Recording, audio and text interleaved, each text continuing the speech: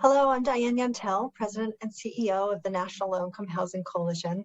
I'm glad to welcome you back to day 2 of our virtual housing forum and to introduce you to and be joined by Senator Sherrod Brown and Representative Maxine Waters, two lifelong champions of affordable housing and for low-income people.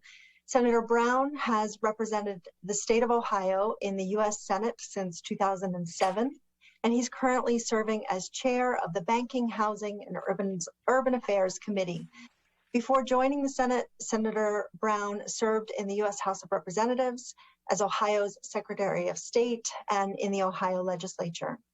Congresswoman Waters has represented the 43rd District of California for over 30 years, and she makes history every day as the first woman and the first African-American chair of the House Financial Services Committee. She's a member of the Congressional Progressive Caucus. She is a member and past chair of the Congressional Black Caucus.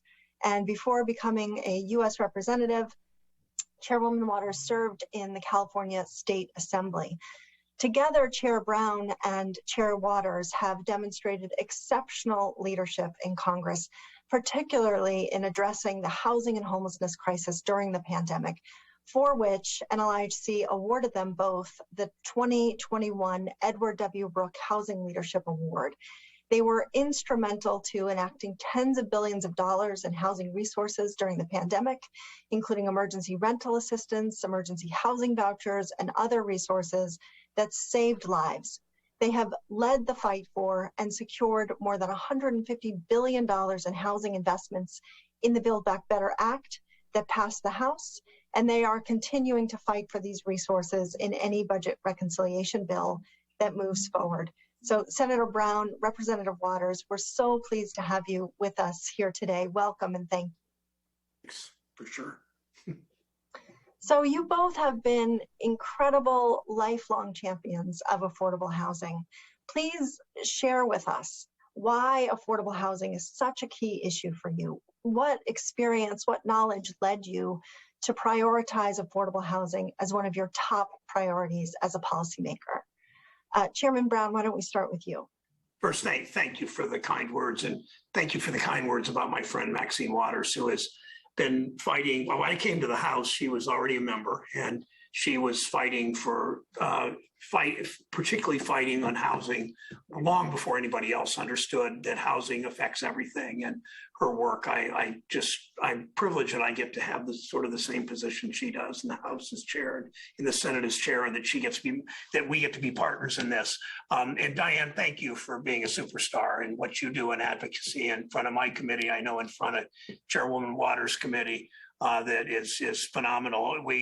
Because of the leadership of these two women I'm sitting with, we enacted the American Rescue Plan, providing emergency rental assistance. As we know, something like a quarter of renters in this country pay at least half their income in rent. That was before the pandemic. And so many people would have lost their homes, been evicted or been foreclosed on without the work of the American Rescue Plan and what we all did with a new president, a new Senate, and the leadership that came out of the House. So for me, I think back to Matthew Desmond, who wrote the book Evicted, which you're all familiar with, probably all 1,000 of you that are watching. I asked him to come in and talk to some of my colleagues because we all can learn from him. And when he signed his book Evicted, he wrote in there, home equals life. And he understands as well as anybody that without safe, stable, affordable, accessible housing, you're at a disadvantage. It means your school district, whether you have a decent grocery store nearby, whether you have a safe neighborhood, whether you have lead in your pipes leading. Ohio has the second most number of pipes contaminated with lead going from major water pipes into people's homes. All of those things, housing affects, and that's well, speaking for myself, I think Maxine perhaps too, but that's why we make this fight every day, because it's determinant of so much else in our society. Thank you, Senator Brown. Representative Waters, how about you? Why is affordable housing such a key issue for you? Why do you fight so hard for it? Thank you so very much for having me with you this morning. I'm always pleased to have the opportunity to talk with you, Diane, and all the work that you do to help the members of Congress understand that there is advocacy out there for housing. There are people who really care about it, and you're in the leadership of that, and I'm so pleased. We're fortunate that we have Senator Sherrod Brown on the Senate who cares about housing. As you know, many, on the Senate side think that housing is not an issue that they should spend a lot of time on. They think that, that's a welfare issue of some kind. Somebody else will take care of that.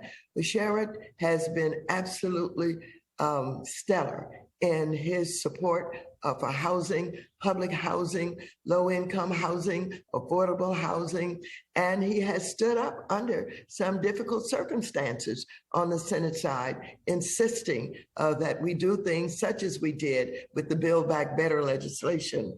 That $150 billion that you mentioned, he worked very hard for that. We worked very hard for that.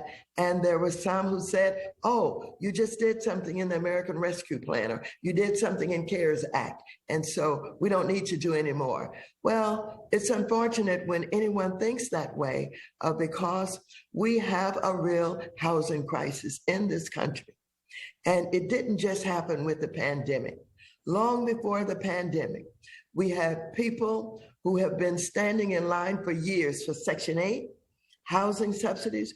We have people who are living in unsafe housing, in public housing, elevators that don't work, heat not working in the winter time, unsafe conditions in so many of our public housing units, and then people living in housing that's dilapidated, that needs to be upgraded, that needs to be torn down, some of it, and replaced, because it's a danger to the children, and it's unsafe to the families that are living in these kinds of places. And so I want to tell you, much of my care and my concern comes from experience. I'm from St. Louis, Missouri, where, they still have a huge housing problem, but I was raised there in unsafe housing.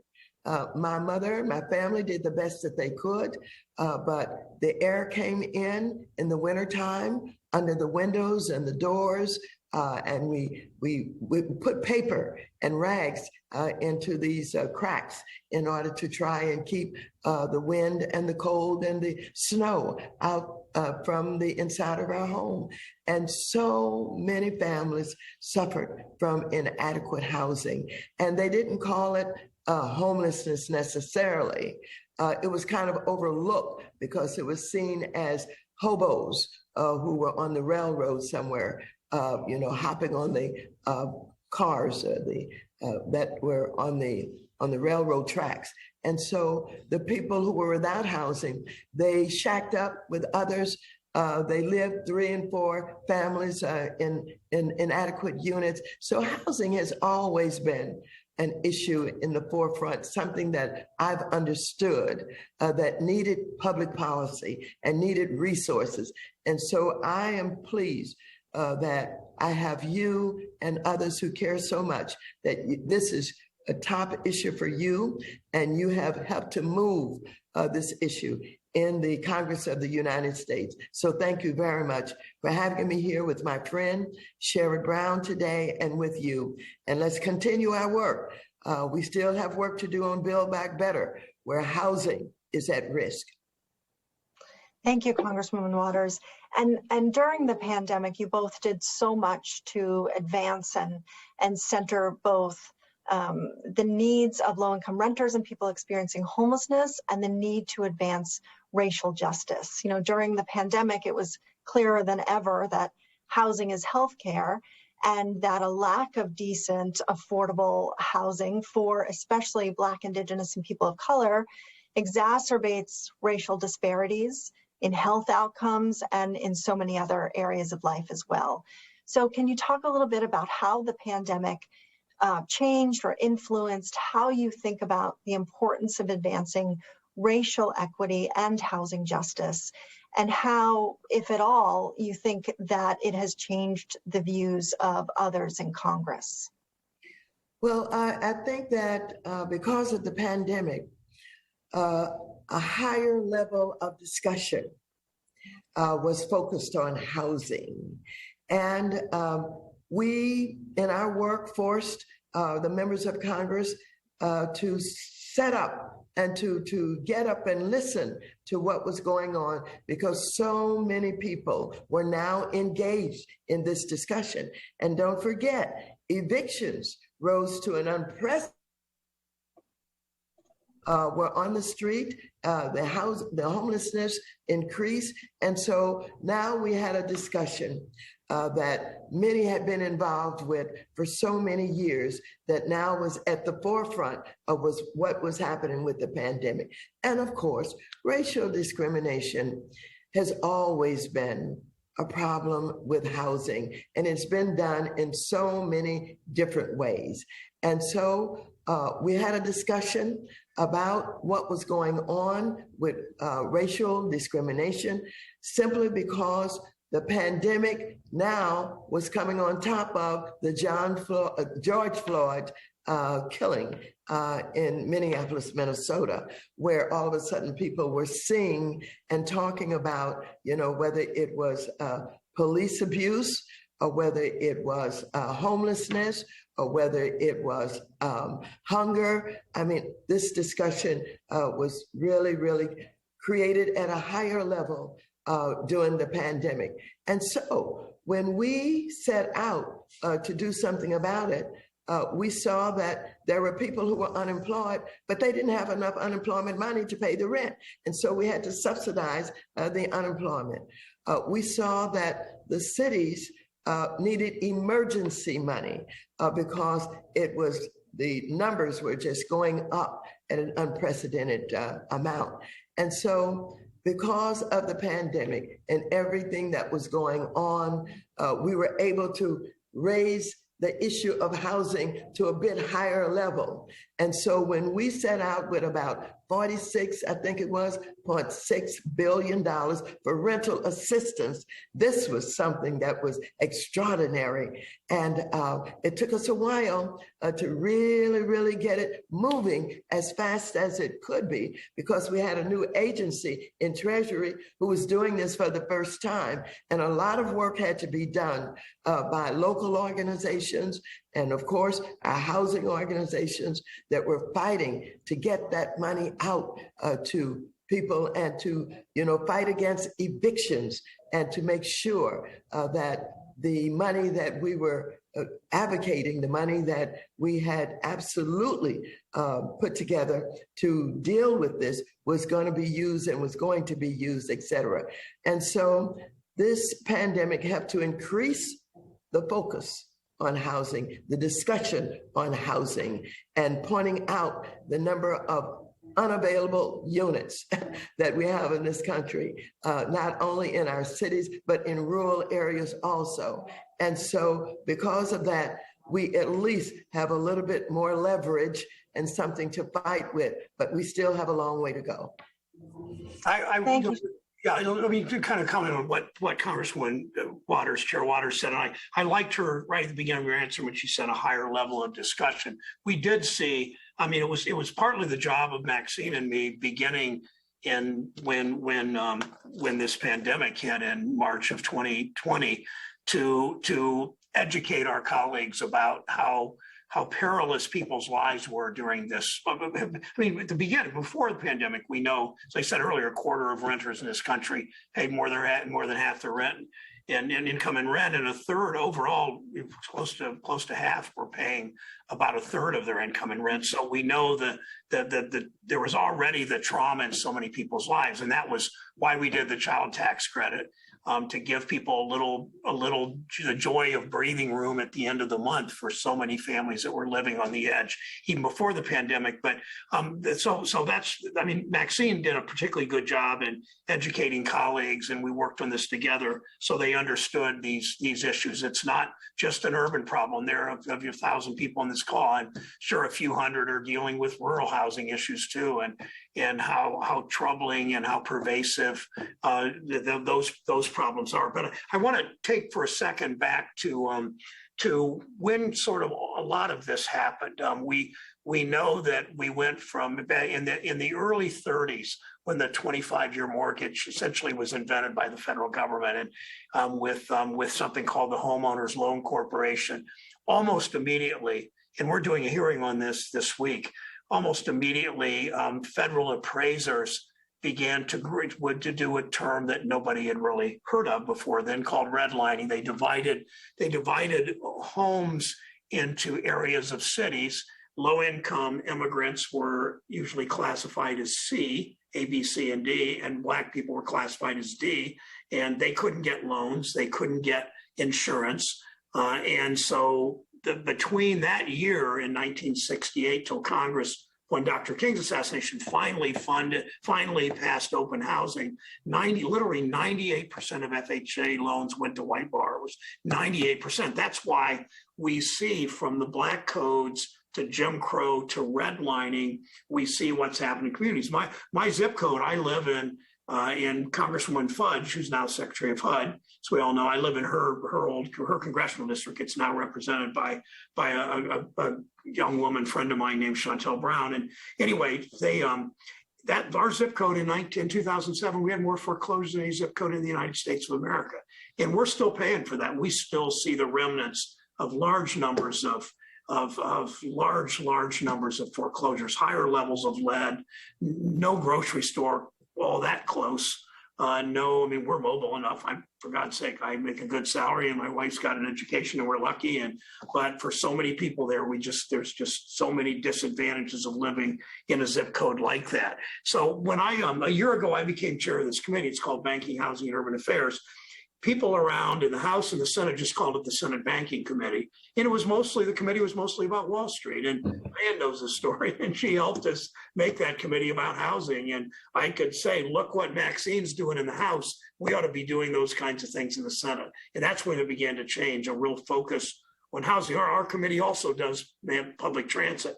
We had the biggest in the infrastructure bill, the biggest investment in public transit in history. And that's really going to matter. Now, I'll just close with one real quick story about where you live. There's in Cincinnati, there was a woman who makes she's making about $11 or $12 an hour.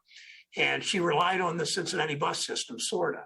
But she was in a job where she didn't really choose her schedule. She had no union. It was a low income, low wage job.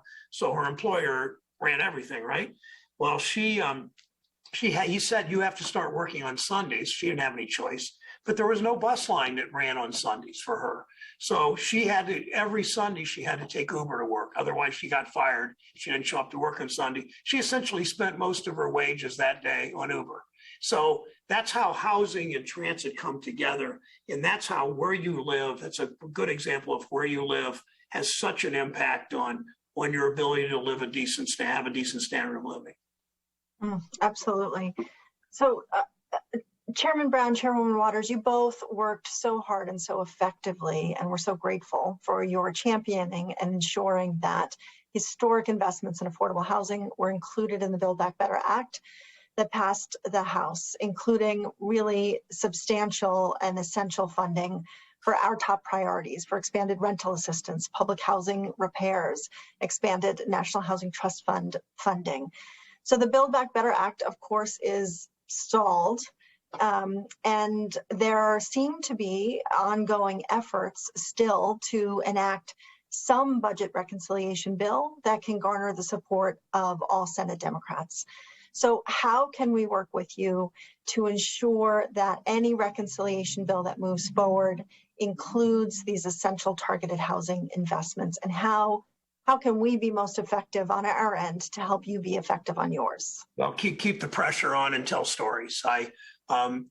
Maxine knows this, and she implied it in her answer before that housing doesn't always rise to the top of people's priorities. I mean, there are a number of senators. There are more House members that are good on these issues than there are senators, not just a function of the size of the bodies, but there are a number of senators that are progressive on the child tax credit, which is so important, on child care, on education, but they don't always think about housing. And I don't know if my favorite Lincoln story is Lincoln was in the White House and his staff said, "Stay here, win the war, free the slaves, preserve the Union." And Lincoln said, "No, I got to go out and get my public opinion bath." And I don't think any of us in public office probably do enough of that.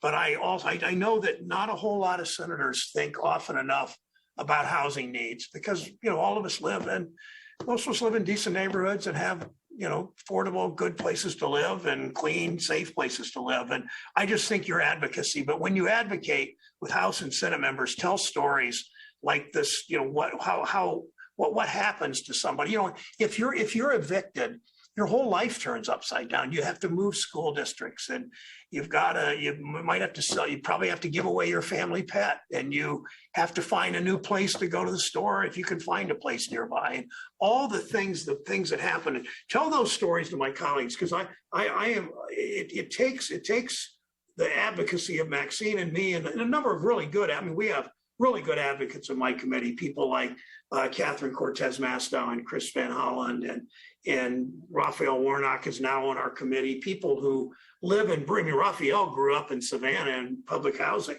and he knows what this means and he's fighting like hell for this, but we got to keep this in the White House, keep reminding the White House this is a very top priority. To me, the two most important things to do are the child tax credit and housing.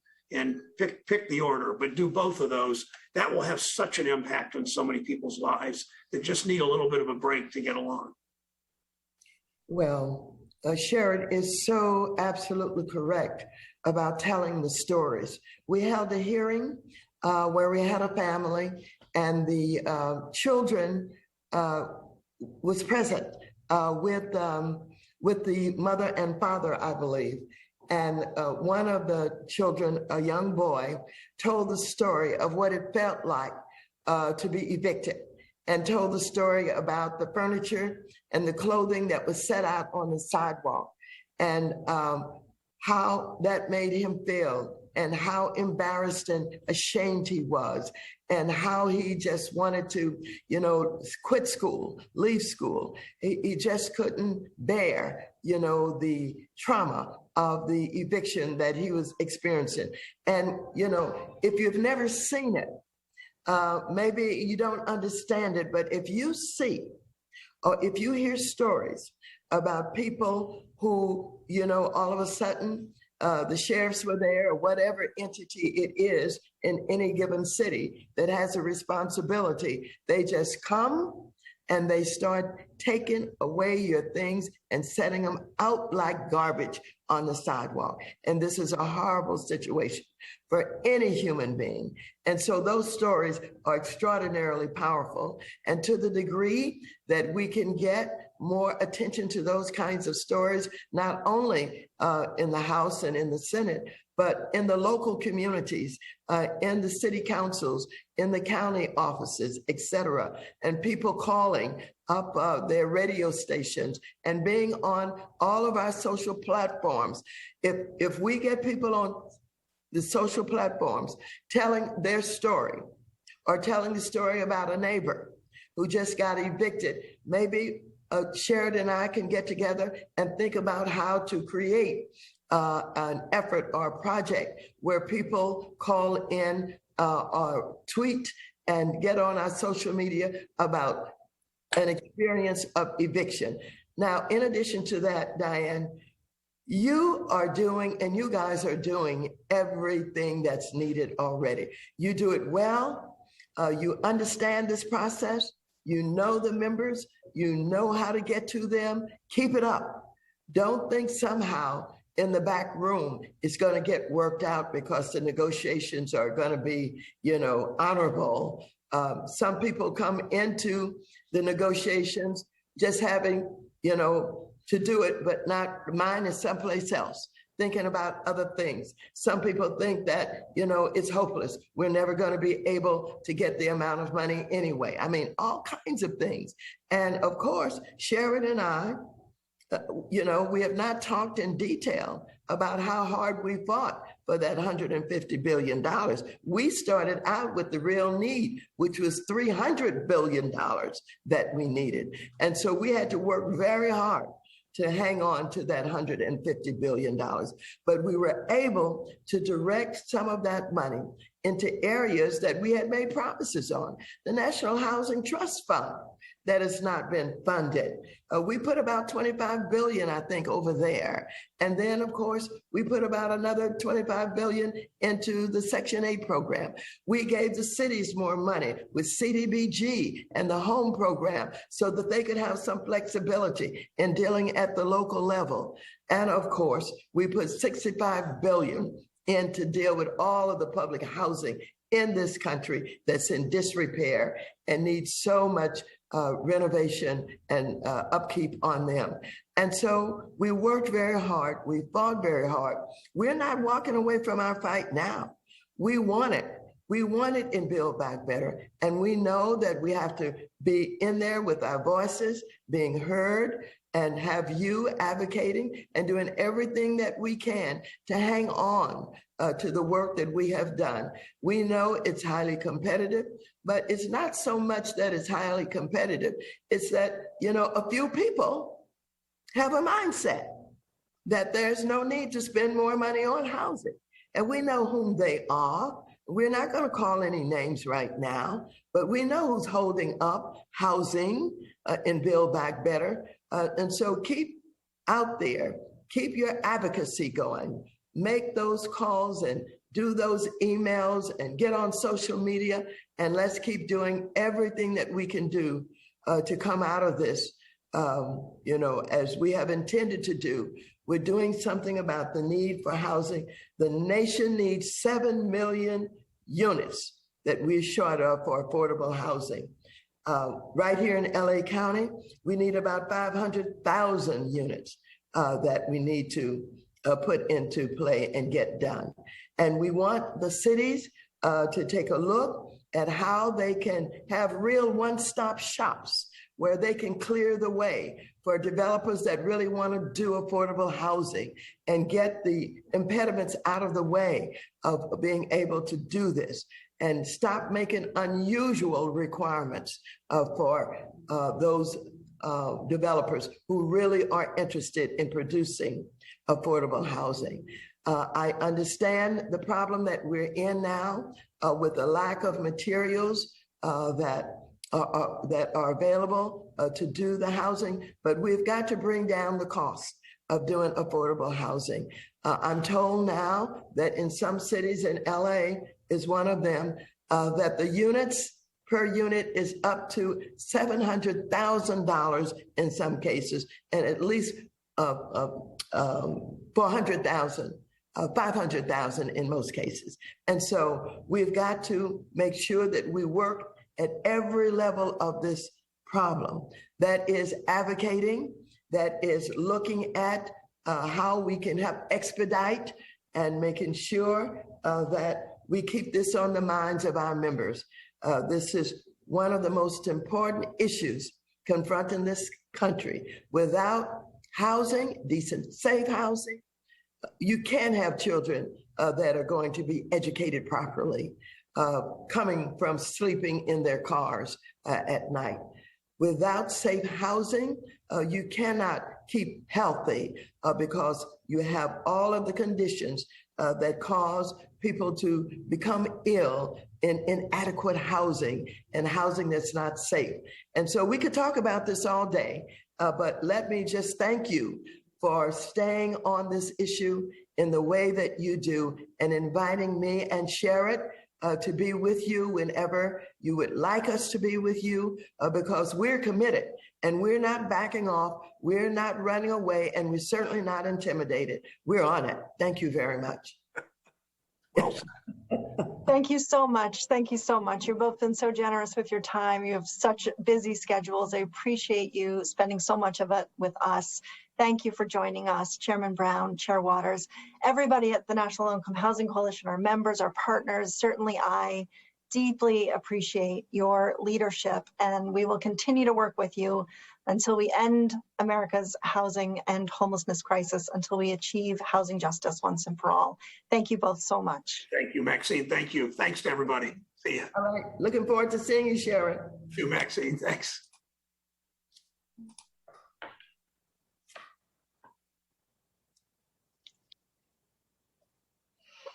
So what a pleasure that was to have these two congressional champions at our virtual forum. Without their commitment and leadership, we would not have had the success that we did in advancing our priorities for pandemic response and our long-term solutions, our HoUSed campaign priorities in Congress last year. And whether or not we achieve these investments in Build Back Better or some other reconciliation bill, we have so much more work to do to advance our full HoUSed campaign priorities. As many of you know, we launched the HoUSed campaign last year together with Chairwoman Waters and Chairman Brown and other congressional, national, state, and local partners to advocate for 4 sets of solutions that, when taken together, can end homelessness and housing poverty and can help achieve housing justice. The HoUSed campaign solutions are not only about major new investments of the scale necessary, but also about the essential anti-racist policies and reforms needed to ensure that these investments work for the Black, Indigenous, and people of color who are so disproportionately harmed by today's inequitable, by design, housing system. So through our HoUSed campaign, we are advancing policies to, 1, make rental assistance universally available to all eligible households in need. As President Biden committed to do, we will hold him to his commitment. And together with a major expansion of housing choice vouchers, we'll advocate for national protections against source of income discrimination and other improvements needed to rental assistance to ensure that it works for BIPOC people and families. 2, we'll push to preserve and expand the supply of homes affordable to the lowest income renters through preserving and expanding public housing, through a major expansion of the National Housing Trust Fund, and with federal requirements or incentives for local zoning reform. 3, we'll push for permanent emergency rental assistance to ensure that renters can absorb a financial shock that could otherwise lead to eviction and the spiraling into poverty that results. And 4, we will work to rebalance the power that currently tilts so heavily in favor of landlords at the expense of renters, and predominantly at the expense of Black women renters who are most likely to be evicted. We will advance robust renter protections like right to counsel, just cause evictions, expunging eviction records, and more. These HoUSed campaign solutions are the same as those being advanced by our Opportunity Starts at Home campaign, a powerful campaign of leaders from the healthcare, education, civil rights, anti-hunger, anti-poverty, and many other non-housing sectors. These 2 campaigns, HoUSed and Opportunity Starts at Home, are working in tandem towards the same goals, making our network, our movement, our ability to mobilize the housing field and far beyond more broad, powerful, and effective than ever. And we are grateful and very fortunate to have congressional champions like Chairman Sherrod Brown and Chairwoman Maxine Waters leading the fight in Congress. So thank you all for fighting with us. I hope if you're not already engaged in our campaigns that you'll become so, and even more so if you already are. Together we can and we will end homelessness and housing poverty and achieve housing justice once and for all. Thank you.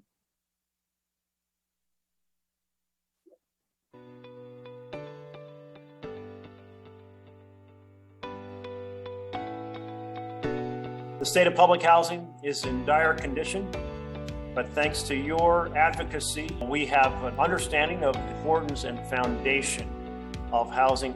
Housing is the essential foundation for thriving families. We cannot meet the full scope of this housing crisis without some major federal action. We have a real opportunity right now for a once-in-a-generation set of federal investments. We need to give robust funding to the National Housing Trust Fund and set aside substantial funding for permanent supportive housing for people experiencing homelessness. This is a once-in-a-lifetime opportunity. If this moment passes, we're not going to see it again for decades. We can't miss it. We will pull out all the stops. We will redouble our efforts. We will mobilize. We will ensure that anything that moves forward includes these investments. How can we teach children love and respect if we don't love and respect them enough to make sure that they have reliable housing? Millions of families are, at this very moment, sacrificing their next meal to pay the rent, and more have been kept out of their dream of home ownership. With more than $151 billion for housing in this bill, Democrats are helping families achieve housing stability and housing affordability. Housing is infrastructure. This investment is critical to creating a fair and equitable nation where everyone can thrive. And we have to ensure that housing is front and center, and we should organize and plan accordingly. We should fight our heart out to preserve that funding. Keep it up, because when it comes to legislation, it ain't over till it's over. Keep going. Let's keep it in and let's get the job done. But there is much more to be done. We must get this legislation to the president's desk. I encourage you to call on your senators to stand up and support making America accessible and affordable for all. Hey everyone, it's Senator Chuck Schumer, and thanks for letting me share a brief message at your annual conference. My message is this: thank you, thank you, thank you to the National Low Income Housing Coalition for your leadership on one of the most important issues facing the American people. The last 2 years have made one thing abundantly clear. Housing policy is healthcare policy, something I've believed for decades. As America turns the corner on COVID, we must build upon the work we've done over the past year to help at-risk Americans put a roof over their heads. In the Senate, the fight to secure real and robust investment in our nation's housing must and will continue. When the Congress passed the American Rescue Plan last year, I was proud to lead the fight to include tens of billions for emergency rental assistance, housing vouchers, money to fight homelessness, help for people to pay their mortgage, and more. The money was necessary and it was life-saving. And we're going to keep working this year as we fight to pass the president's agenda. This is about helping Americans achieve the American dream. It's about public health, racial equity, economic opportunity, and basic fairness. But most of all, it's deeply personal for me.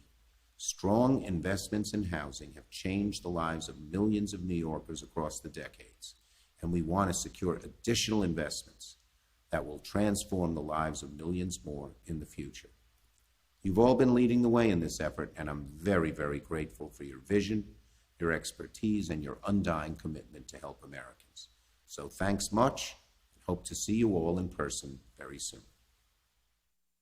Hello, and thank you for inviting me to your annual conference. I want to give a special shout out to the National Low Income Housing Coalition and all of you who are here today. I also want to thank NLIHC's President and CEO, Diane Yentel, for her incredible leadership and partnership.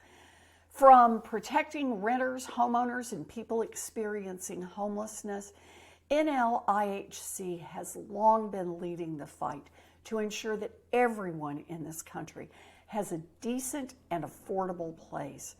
But your efforts could not have been more crucial than they were during the pandemic and its economic fallout.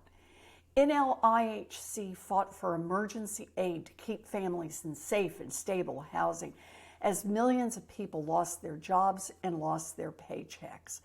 You were on the front lines to ensure that families weren't illegally evicted from their homes or pushed into forbearance as the pandemic raged. Your hard work allowed millions of Americans to keep their families safe during a national health emergency. You saved lives. When I started looking for ways to address the affordable housing crisis a few years ago, I knew I had to reach out to you.